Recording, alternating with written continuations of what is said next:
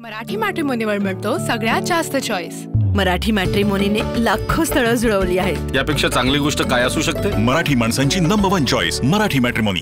शिरूर तालुक्यातील पिंपरगेड येथे 13 वर्षाच्या चिमुरड्यावरती बिबट्याने हल्ला केला आणि यामध्ये बिबट्याने हल्ला केल्यानंतर मुलाचा मृत्यू झाला आहे। खरं तर 7 तास आंदोलन सुरू होतं, रास्तारोको करण्यात आला। बेल्ला जेजुरी महामार्ग असेल किंवा अष्टविनायक महामार्ग असेल, हे दोन्ही मार्ग खरं तर ग्रामस्थांनी रोखून धरले होते। 7 तासानंतर आंदोलन स्थगित करण्यात आलं। आपल्यासोबत जुन्नरचे आमदार शरद सोनवणे आहे। दादा, खरं तर बिबट्याचे हल्ले मोठ्या प्रमाणात वाढतात। गेल्या कित्येक दिवसापासून हल्ले वाढत आहेत। आज 15 दिवसांमध्ये 3 जणांचा मृत्यू झाला बिबट्याच्या हल्ल्यामध्ये। 15 दिवसामध्ये 3 मनुष्याचे बळी गेलेले आहेत। बिबट्याचे अतिशय लाड आपण सर्वांनी पुरवलेले आहेत। शासनाने आता गंभीर व्हायला पाहिजे, पॉलिसीज बदलल्या पाहिजेत।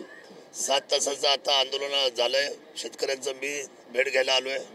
या ठिकाणी देवदत्तचे निकम, अरुणजी गिरे साहेब आणि बाकीचे सर्व शेतकरी वर्ग मोठ्या प्रमाणात रात्रीचा या ठिकाणी उपस्थित आहे। आणि उद्या सकाळी खरं तर हा सगळा इशारा किंबहुना ह्या बाबतीतली गंभीर बाब शासनाने समजून घ्यावी। ही लढाई जी आहे ती माणसाच्या आता जीविताची आहे। माणसाचं जीवन आता धोकादायक झालेलं आहे। या शेड्यूल 1 मधला जो प्राणी आहे त्याला तुम्ही पकडायची परवानगी ठेवलेली नाही, त्याला मारायची परवानगी ठेवलेली नाही। शूट अँड साईटची परवानगी कायमस्वरूपी त्याला जिथे दिसेल तिथे गोळी मारायची परवानगी शासनाने दिली पाहिजे आहे पहिलं। दुसरी गोष्ट की या सर्वांना 15 दिवसामध्ये उचललं पाहिजे। उभ्या महाराष्ट्रभर बिबट्या झाल्या आहेत। आमच्याकडे तर मांदेआळी आहे, जुन्नरमध्ये तर हब आहे। आमच्याबरोबर शेजारी आमचा आंबेगाव तालुका आहे लागून आम्हाला। जुन्नर, आंबेगाव आणि शिरूरची परिस्थिती अतिशय भयावह आहे। ही शासनाने ही बाब गंभीर म्हणून लक्षात घेतली पाहिजे। आणि दुसरी गोष्ट म्हणजे त्यांना अशा 15 दिवसामध्ये उचलून त्यांचा बंदोबस्त केला पाहिजे, एक सुद्धा बिबट्या सोडता कामा नये। आणि तिसरी गोष्ट म्हणजे सेंटरनी 24 तासाच्या आतमध्ये मुख्यमंत्र्यांना बोलवून, आम्हा सर्व लोकांना बोलवून, जे आम्ही या ठिकाणी या बाबतीमध्ये अडचणीमधली मंडळी तिथल्या सगळ्या लोकप्रतिनिधींना बोलवून तातडीने या बाबतीचा निर्णय सेंटरने केला पाहिजे। एक विशेष बाब म्हणून आपल्याला याच्यामधून बाहेर काढण्यासाठी पॉलिसीज बदलली पाहिजे। आणि नसबंदीचा जो प्रस्ताव इतका दिवस पडून आहे केंद्राकडे आम्ही पाठवलेला, त्याच्या बाबतीमध्ये सुद्धा निर्णय व्हायला पाहिजे। उद्या सकाळी आम्ही 10 वाजता पुन्हा नाशिक हायवे बंद करतोय। आम्हाला याचा रिझल्ट पाहिजे। आता आमच्या जीवापेक्षा काही महत्त्वाचं नाही। आणि अशा परिस्थितीमध्ये उद्या कुठलीही गंभीर गोष्ट घडू शकते। त्यामुळे माझी विनंती आहे कलेक्टर महोदयांना, ते पालकत्व आहे त्यांच्याकडे, माझी विनंती आहे पालकमंत्र्यांना, माझी विनंती आहे राज्याच्या मुख्यमंत्र्यांना, फॉरेस्ट मंत्र्यांना की आता केवळ अधिकाऱ्यांवर सोपून चालणार नाही। हे CCM, DFO हे काही करू शकत नाही, हे हातबल झालेले आहेत। हे आम्हाला नेहमी कायद्याची पुस्तकं सांगतात। आता कायद्याच्या पलीकडे किंवा कायदा हातात घेऊन ही लढाई लढण्याची वेळ आलेली आहे। मी गेले 3 वर्ष या बाबतीमध्ये संघर्ष करतोय, टाह फोडतोय। सर्वात जास्त लोक आता मरायला लागलेली आहेत। 15 दिवसामध्ये 3 बळी, याचा अर्थ काय आहे? त्यामुळे मला असं वाटतं ही बाब गंभीर आहे। आणि ह्या बाबतीमध्ये उद्याचं आंदोलन करण्यासाठी मला शेतकऱ्यांना आव्हान करायचं आहे, विशेषत्वाने जुन्नर, आंबेगाव, शिरूर आणि पारनेरच्या लोकांना, की आपण सर्वांनी हातातली कामं बांधत ठेवून उद्या सकाळी 10 वाजता पुणे नाशिक हायवेच्या अवसरे फाटव आपण सर्वांनी जमा व्हावं। आणि हा आंदोलनाचा इशारा शासनाला अंतिम असेल, याच्यापेक्षा आता आम्ही सहन करण्याची आमची ताकद राहिलेली नाही। आणि एकही घरातल्या कुठलीही आमची महिला, आम्हाला बालक किंवा कुठलाही शेतकरी आम्ही पुढच्या कालखंडामध्ये गेलेला बिलकुलही सहन करणार नाही। त्याचा बळी हा आमच्यासाठी वेदनादायक आहे।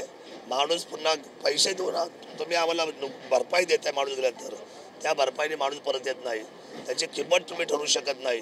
गेलेलं मूल, गेलेले वडील, गेलेली आई, गेलेली पत्नी हे त्याच्या आयुष्याचं परिमाण होऊ शकत नाही।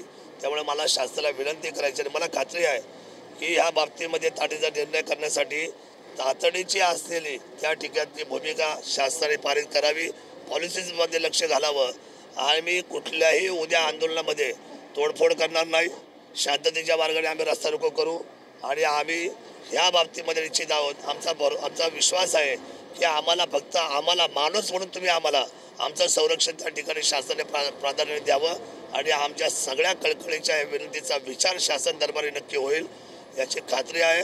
आणि म्हणून उद्याचं आंदोलन करण्यासाठी सर्व शेतकऱ्यांनी तातडीने ह्या उपाययोजनेसाठी आपण सर्वांनी गोळा व्हावं, एकत्र यावं। आपण हा चांगल्या पद्धतीचा रास्तारोको करू, एवढं मला सांगायचं। खरं तर बिबट्या सफारी केंद्र व्हावं यासाठी तुम्ही प्रयत्नशील होतात, वेळोवेळी तुम्ही आंदोलन केलं, नक्की त्याच्यामध्ये अडचण आहे? बिबट्या सफारी केंद्र काय होऊ शकत आपण?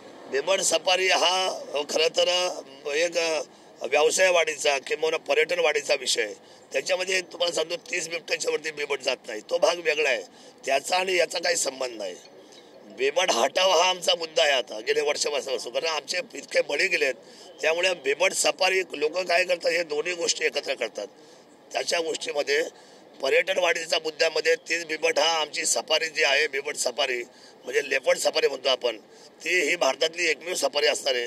जेणेकरून लोक येतील, तिकीट देतील, शासनाला सुद्धा त्याचा पैसा मिळेल, म्हणजे हे गोळा होईल, त्याच्यामध्ये कर गोळा होईल आणि लोकांना त्याचं मनोरंजन होईल. एक दिवस त्यांचा शनिवार रविवार आनंदामध्ये जाईल, कारण हा जुन्नर तालुका पर्यटन झालेला आहे.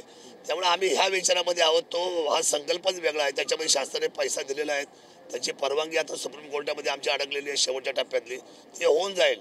पण आम्हाला तो बिबट तुम्ही जसं शिफ्टिंग करणार आहे त्यातले नरभक्षण असले 30 बिबटे आम्हाला दिले तर आम्ही तिकिटीवर त्या ठिकाणी आम्ही लोकांना त्या ठिकाणी रोजगार उपलब्ध होईल किंवा पर्यटन वाढीला जाईल. हा मुद्दा वेगळा आहे. पण आता मात्र आम्हाला बिबटच नको आहे, या गोष्टी आम्ही ठाम आहोत. बिबट मुक्त महाराष्ट्र व्हायला पाहिजे. जुन्नर त्याच्यामध्ये झालं, आंबेगाव त्याच्यात झालं, पण महाराष्ट्राची संख्या आता वाढलेली. नाशिकमध्ये 9 बळी गेले 3 महिन्यामध्ये, 3 बळी नाशिकमध्ये, 9 बळी म्हणजे 9 बळी 3 महिन्यामध्ये नाशिकमध्ये.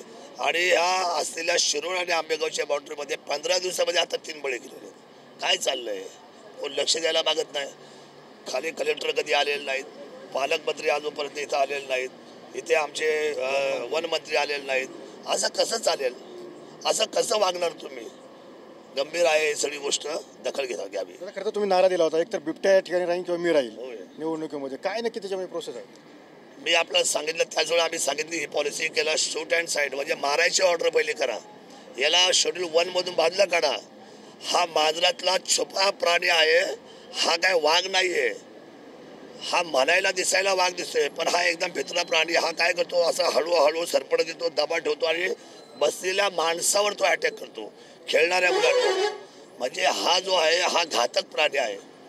हा काय शोर नाहीये. वाघ समोरून येतो, सिंह समोरून येतो, हा मागून येतो. त्यामुळे याचे लाड कशासाठी पुरवताय? याला शेड्यूल ट्राय 2 मध्ये टाकलं तर कमी कमी त्याला मारता तरी येईल, त्याला उचलता येईल. आज आम्हाला कायद्यापुढे हातबल व्हावं लागतं. मला अधिकारी सांगतात साहेब काय करणार, उचलायची परवानगी नाही, मारायची परवानगी नाही. धरलं तर आम्ही त्याला जास्त वेळ ठेवू शकत नाही, कारण आमच्यावर तेवढी यंत्रणा नाही. आता त्याच्यावरती खरं तर शूटआउटचा ऑर्डर काढला तुम्ही माझ्याशी बोलताना, कलेक्टरांशी बोलले. काय नाही काढलेली आज एकासाठी काढलेली आहे. आमचं म्हणणं हे कायमस्वरूपी व्हावी. तातडीने केंद्राबरोबर बैठक सीएम साहेबांनी लावावी आणि अतिशय महाराष्ट्राचं संरक्षण करणं. महाराष्ट्राचे पालकच मुख्यमंत्री आहेत, महाराष्ट्राचे पालक मुख्यमंत्री आहेत. आणि एवढ्या घटना घडत असताना मुख्यमंत्री साहेबांनी तातडीने याच्यावर कायमस्वरूपी उपाययोजना करून बिबट मुक्त हा संपूर्ण महाराष्ट्र करावा. त्याच्यामध्ये जुन्नर आहे, आंबेगाव आहे, शिरूर आहे. नक्कीच आपण पाहिलं की हा संपूर्ण परिसर आहे तो बिबटमुक्त करावा अशीच मागणी या ठिकाणी आमदार शरद सोनवणे यांनी केलेली पाहायला मिळतात. कॅमेरा विशाल स्वामी, सुनील दगडे, TV9 मराठी, शिरूर, पुणे.